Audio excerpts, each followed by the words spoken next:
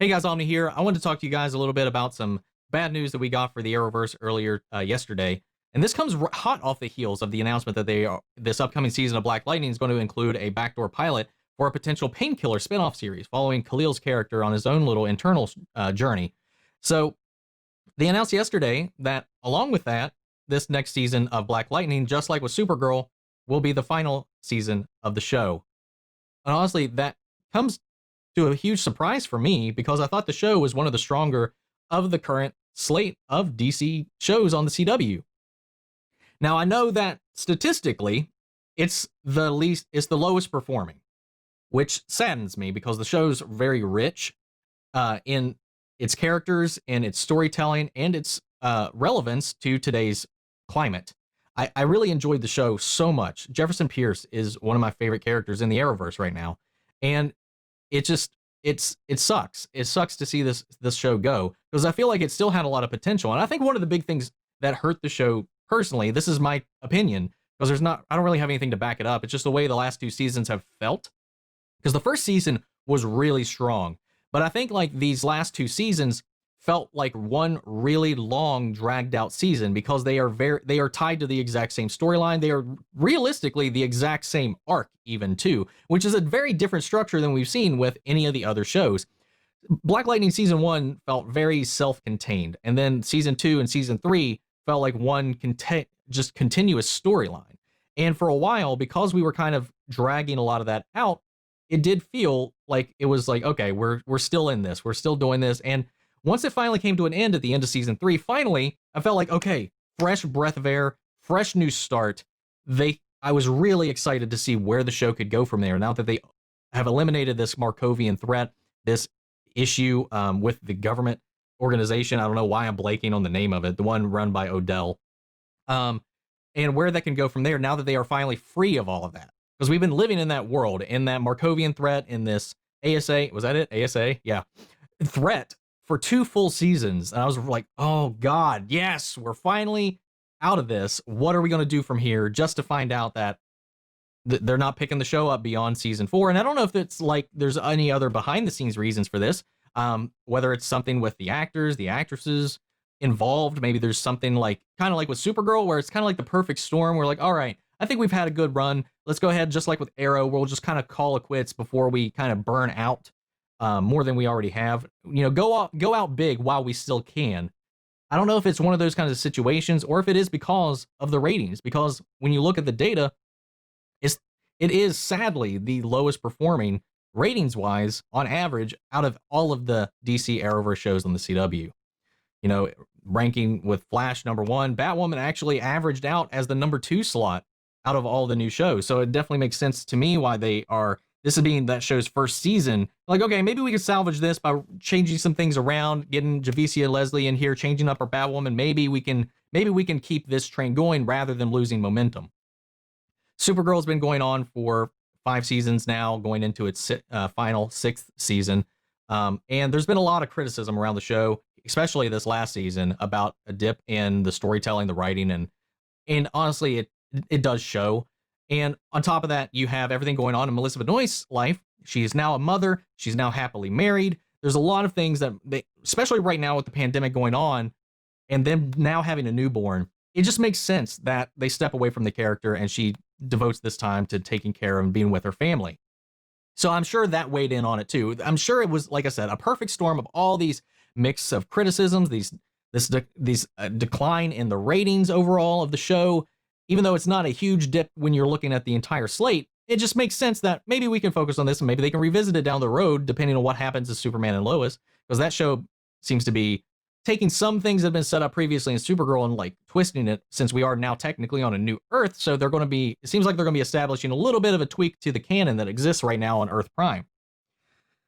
So the Arrowverse in general is in a really weird place. We're seeing Supergirl come to an end. We're seeing Black Lightning come to an end.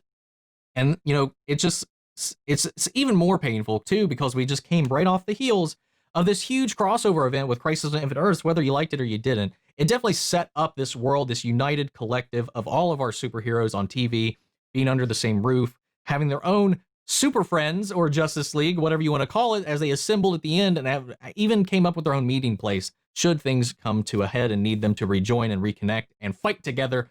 That opportunity was there. We've lost our Paragon of Courage at this point. Kate Kane is now gone. Supergirl will no longer be at the table unless they, again, like I mentioned with Black Lightning, maybe we could get some of those characters coming back for guest roles. And maybe not have like a series order or anything like that, but the characters would still exist in the world, and maybe they can come play every once in a while as a guest character for a crossover event or for a special episode on The Flash or Legends of Tomorrow, whatever. These characters hopefully are just not gone, because that's what I don't want. I don't want a lot of that setup and that promise that Crisis on Infinite Earths really gave us to just be wasted. It's just, I don't know. It's sad because I love these characters, and I want to see Jefferson. I want to see Jennifer. I want to see these characters continue to grow and evolve.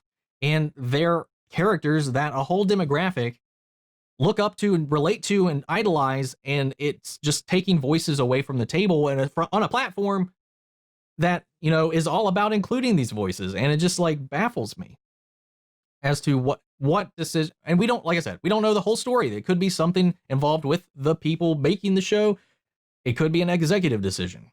We don't know. At least at this point, we don't know. Maybe it's something we'll learn later down the line, but it's just from the outsider's perspective, it just seems a little weird to me that they would try to keep it going and see if maybe now that there is fresh ideas on the table, now that they've released themselves of this storyline they've been dragging out for 2 seasons, what possibilities there could be. They could have revitalized the show. Who knows? Maybe they could reverse the decision if season 4 really pulls it out. Again, we don't know that if this is like a Stephen Amell's or Melissa Benoist decision where it's just like the stars wanted to move on to something else, quit while they were ahead. And maybe it's that kind of situation, or if it's the numbers just weren't meeting the standard that they wanted, and CW made some decisions. In lieu of that, we've got a lot of new shows coming. Like I said, this Khalil show could get picked up where we get a Painkiller spinoff. We just got the announcement that they are moving ahead on production for a Wonder Girl show, as well as the upcoming new Superman and Lois starting next spring. And we still have yet to get any kind of an update or word on this Green Arrow and the Canary show, if that's going to be a thing or whatever is going to happen there. We're still getting new shows, and maybe it's just because they're expanding the slate and they want to get a fresher slate in there. And I don't know. I don't know what the decisions are going on that are kind of leading to this. Rather than growing, it seems like we're just chopping things and replacing them. We also know the Stargirl is now moving exclusively to the CW. Again, that's on a different Earth, much like Black Lightning used to be up until Crisis on Infinite Earths, which brought it into the family just to have it end in its next season. It sucks, man. It does. It's just all this news. It just seems like, I don't know. It just sounds bad from the outside. And who knows? Maybe it could be what this Arrowverse needs. And maybe we're just like not seeing the full picture. Maybe at the end of the day, things will work out. And maybe we'll be like, oh, okay. Now it's all filled with new blood and now it's roaring and thriving. And I don't know. I'm just saddened by the whole thing, honestly. Like Supergirl, I felt like it was inevitable. And like I said, I felt like this last season and then this perfect storm of Melissa Benoist really kind of furthering her life outside of the show. It seemed like a natural time to probably call that one out. But Black Lightning honestly just hit me. And I was like, oh my God, really? Why?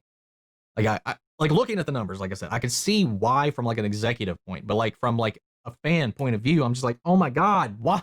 I like these characters so much. Damn it. I want to see more of Jefferson with Grant. I want to see Barry and Jefferson more. Maybe we will. Maybe we won't. Who knows? I don't know. What do you guys think? What are your thoughts when you heard this news?